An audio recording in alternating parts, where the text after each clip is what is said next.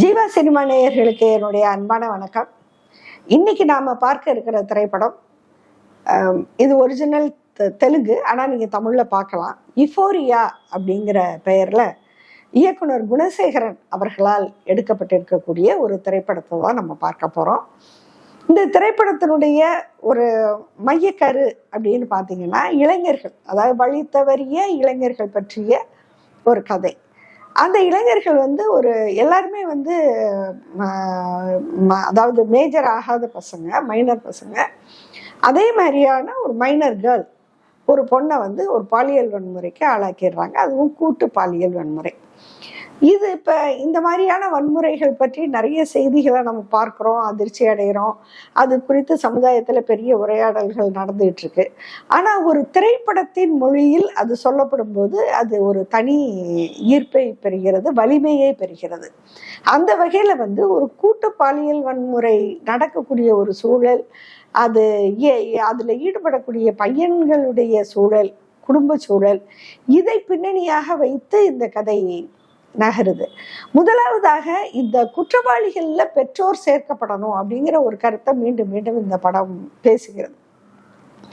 அது ஒரு மைய கருத்தாக இந்த படம் எடுத்துட்டு போகுது. அதாவது பசங்களை மட்டும் நீங்க சொல்லக்கூடாது, நேரடியா நீங்க அவங்க சிறுவர்கள்னு சொல்றோம், ஆனா இந்த சிறுவர்களை இப்படி வளர்க்கின்ற இந்த பெற்றோர் யார் அப்படின்னு அது கேக்குது. இந்த படத்தின் கருப்படி இந்த மாதிரியான குற்றவாளிகள் பணக்கார வீட்டு பிள்ளைகள். அந்த பணக்கார பேரண்ட்ஸ் அந்த பிள்ளைங்களை ஒன்று வெற்றியாளர்களா வளர்க்கணும்னு விரும்புறாங்க. அதீதமான ஸ்ட்ரெஸ் கொடுத்து நீ தான் ஹையஸ்ட் மார்க் எடுக்கணும், நீ தோத்துறவே கூடாது, நீ ஃபர்ஸ்ட் வரணும், இந்த மாதிரியான வெறியூட்டல். அதே போல நினைச்சதெல்லாம் அந்த பையனுக்கு வாங்கி கொடுக்கறது, அந்த பையனுடைய வயசுக்கு மீறி டூ வீலர் வெஹிக்கிள்ஸ் வாங்கி தர்றது, நம்ம மற்ற உபகரணங்கள் வாங்கி தர்றது, வசதிகளை செஞ்சு கொடுக்கறது, இந்த மாதிரியான ஒரு விஷயங்கள். அப்புறம் பிள்ளைங்க தப்பு பண்ணும்போது காப்பாத்துறது, இந்த விஷயங்களை டார்கெட் பண்ணி படம் எடுத்திருக்கிறாங்க. உண்மையில இந்த விஷயங்கள் டார்கெட் பண்ணப்படணுமானா கண்டிப்பா பண்ணப்படணும். அதனால அந்த வகையில இயக்குனரை முதல்ல நம்ம தாராளமாக பாராட்டலாம். ஒரு சரியான டைரக்ஷன் கொடுக்குறார் அப்படிங்கிற முறையில. ஆனா படம் ரொம்ப நீளமா அதை பத்தி மட்டும் பேசலாம். இன்னும் கொஞ்சம் ஒரு வகையில கொஞ்சம் தேவைக்கு அதிகமாகவே நீளமாக போய்விட்ட ஒரு சின்ன சோர்வையும் அயற்சியையும் படம் தருகிறது. முக்கியமாக சிறைக்குள் நடக்கின்ற கொடுமைகள். அதாவது இவ்வளோ தப்பு பண்ணிட்டு உள்ள போற பையனை சிறைக்கூடம் திருத்துதானா? இல்லை. அதுக்கு பதிலாக சிறைக்கூடம் என்ன பண்ணுதுன்னா அவனை மேலும் குற்றவாளியாக மாற்றுது, முழுமையான குற்றவாளியாக. நம்ம இந்த சந்திரமுகி முழுசா மாறிட்ட சந்திரமுகியை பாருன்னு சொல்ற மாதிரி ஆகி போயிருந்த நிலைமை. அதாவது அந்த பையன்களை திருத்துறதுக்கு பதிலாக அவங்க ஒரு முழு நேர குற்றவாளிகளாக அந்த சமுதாயத்துல மீண்டும் ஒரு சரியான மனிதனாக எந்த ஒரு கணத்திலும் இணைந்து விட முடியாத அளவிற்கு அவங்கள அது கொண்டு போயிடும். அப்படி கொண்டு போற விஷயங்களை தான் அங்க எடுத்திருக்கிறாங்க. இதுல ரொம்ப ஹைலைட் என்னன்னா ரெண்டு விஷயம். ஒண்ணு, அந்த பெற்றோர்களை உள்ள கொண்டு வந்தது அப்படிங்கிறது. இன்னொரு விஷயம் என்ன வருது அப்படின்னு சொன்னா, அந்த இவன் எப்போ இந்த பையன் மனம் மாறுறான். அதாவது ஒரு மனிதனை திருத்துவதற்கு சட்டம், சிறை, பனிஷ்மெண்ட், தண்டனை, இவை சிறந்த ஆயுதங்களா அல்லது மன்னிப்பு, அன்பு, இவை சிறந்த ஆயுதங்களா அப்படிங்கிற ஒரு புள்ளியையும் அது தொடுது. ஆனா இப்ப மன்னிப்பு, அன்பு அப்படிங்கிறத மட்டும் தந்து குற்றவாளிகளை திருத்துறதுக்கான ஒரு சமூக வெளி நம்ம கிட்ட இல்லை. அந்த பாயிண்ட் கரெக்டா கூட இருக்கலாம், ஆனா அந்த சமூக வெளி நம்மகிட்ட போதுமான அளவுக்கு இல்லை. ஆனா அதை சொல்லும் போது நம்ம ரொம்ப கலங்கி போயிடுறோம். நான் அந்த முடிவான அந்த காட்சியை நான் விவரிக்க விரும்பல, நீங்க படம் பார்த்து அதை தெரிஞ்சுக்கணுங்கிறதுக்காக நான் விட்டுறேன். அந்த ஒரு இடம் நம்மளை ரொம்ப நிகழச் செய்யக்கூடியதாக இருக்கிறது. அந்த காட்சி அமைப்புகளை ரொம்ப நல்ல கதையாசிரியரும் சரி, இயக்குனரும் சரி, மிகச்சரியாக ஹேண்டில் பண்ணியிருக்கிறாங்க. அடுத்தபடியாக குறிப்பிட்டு சொல்லணும்னா, ஒரு தாயோட கேரக்டர். அதாவது தன்னோட பையனை எப்படியாவது, அதே சமயம் ஒரு குற்றவாளியை காப்பாற்றவும் அந்த பெண் விரும்பலை, தாய் விரும்பலை. ஆனா அதே நேரத்துல தன்னுடைய மகனை ஒரு குற்றவாளியாவே தொடர்ந்து விட்டுறவும் அந்த தாய் தயாரா இல்லை. ஒரு பெரிய போராட்டம். அதுவும் ஒரு குற்றம் செய்யற மகனை திருத்துறதுக்காக ஒரு தாய் போராடுறது இருக்குல்ல, அது ரொம்ப வலி மிகுந்த போராட்டம். அது தாங்கிக் கொள்ள முடியாத ஒரு சோகம் தான் அது சொல்லணும். அந்த ஒரு பாத்திரத்துல பூமிகா நடிச்சிருக்கிறாங்க. ரொம்ப நல்லா நடிச்சிருக்கிறாங்க. நல்ல நடிப்பு. அந்த கதையுமே வலுவாக அவங்கள சுத்தி வருது, அந்த தாயை சுத்தி வருது. அந்த தாய் என்னெல்லாம் கஷ்டப்படுறாங்க அப்படிங்கிறத சுற்றி அந்த கதை வருது.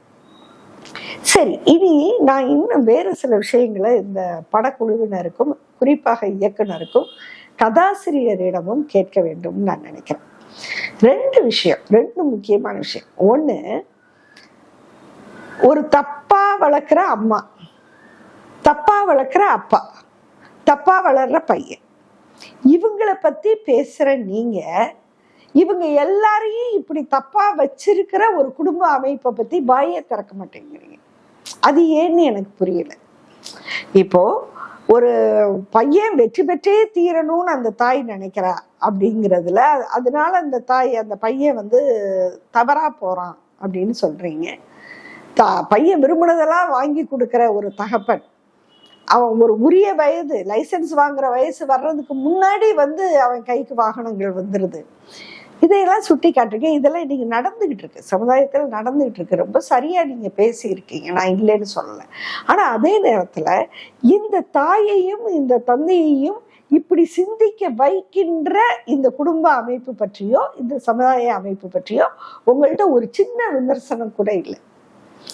ஏன் இந்த அமைப்பு இப்படி இயங்குது, இவங்களை யார் இப்படி, எப்படி அந்த பையன் ஒரு விக்டிம் ஆகிறானோ அதே போலதான் அந்த தாயும் தகப்பனும் விக்டிமா இருக்காங்க. வேற மாதிரி அவங்க சிந்திக்கிறதுக்கான வாய்ப்பே இல்லை. நீங்க அப்படிப்பட்ட கல்வி முறையை தான் தந்துட்டு இருக்கிறீங்க, அப்படிப்பட்ட வேலை வாய்ப்புகளை தான் உருவாக்குறீங்க. அந்த ஒரு ஓட்டப்பந்தயத்துல இந்த பிள்ளைங்களை இப்படி தயாரிச்சு ஆகணுங்கிற ஒரு நிர்பந்தத்துக்குள்ளார அவங்க போயிடுறாங்க.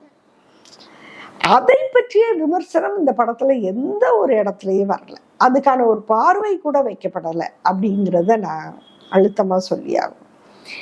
இரண்டாவது, ஒரு பெரிய ஃப்ளா, அதாவது இந்த காவல்துறை சம்பந்தப்பட்ட காட்சிகள் நிறைய வருது. காவல்துறையினர் எப்படி மிக சரியாகவும் நேர்மையாகவும் செயல்பட்டு குற்றவாளிகளை பிடிக்கிறாங்க அப்படிங்கிற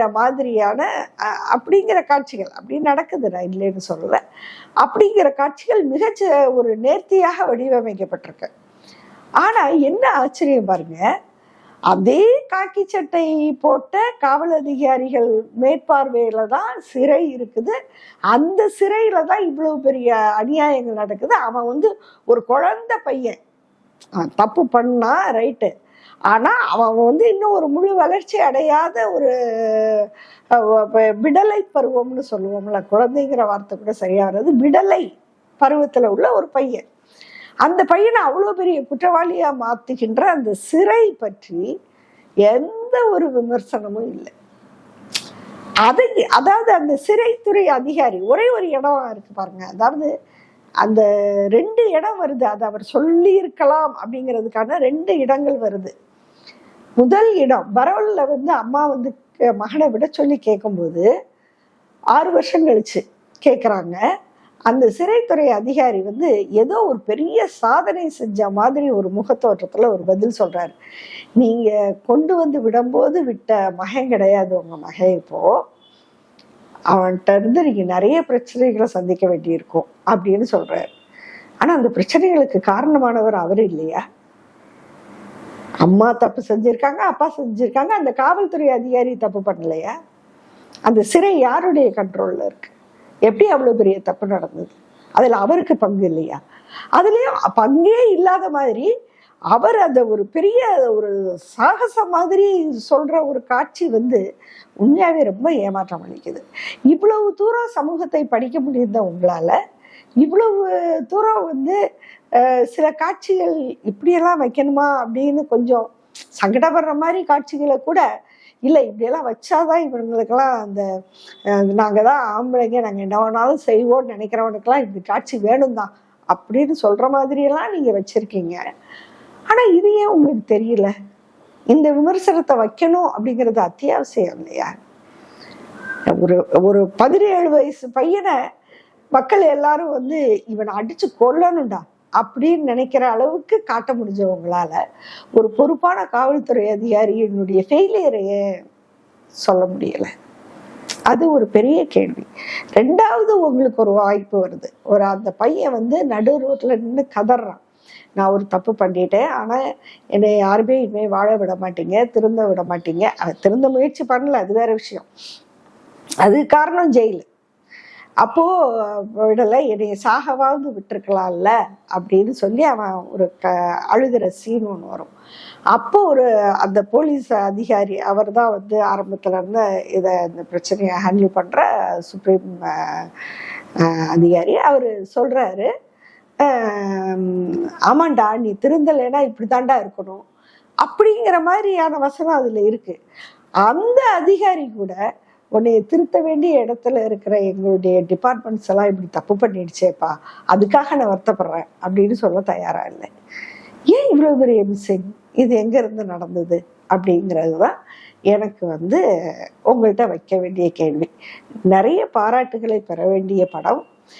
நம்முடைய அதாவது வந்து எல்லாரும் கொஞ்சம் கஷ்டத்தோட தான் இந்த படத்தை பார்க்கணும். அந்த படத்தை பார்த்தா நமக்கு ரொம்ப சங்கடப்பட்டுருவோங்கிறது உண்மை. ஒரு அமைதியின்மை நிச்சயமாக நம்ம மனசுல ஏற்படும். அது கடைசியாக நீங்க வச்சிருக்கிற காட்சி சூப்பர், ரொம்ப அருமையா வந்து அந்த ஓரளவு அதுக்கு ஒரு மருந்து போடுற மாதிரி ஒரு காட்சியை நீங்க வச்சிருக்கிறீங்க. நல்ல காட்சி தான். ஆனா இந்த அடிப்படையான சுட்டி காட்டல்கள் இல்லாதது நிச்சயமாக அது இந்த படத்தினுடைய ஒரு பெருங்குறையாக எனக்கு படுகிறது. ஆனா வாழ்த்துக்கள். ஒரு பேசப்பட வேண்டிய விஷயத்த பல சரியான கோணங்களை தொட்டி பேசியிருக்கிறீங்க. வாழ்த்துக்கள்.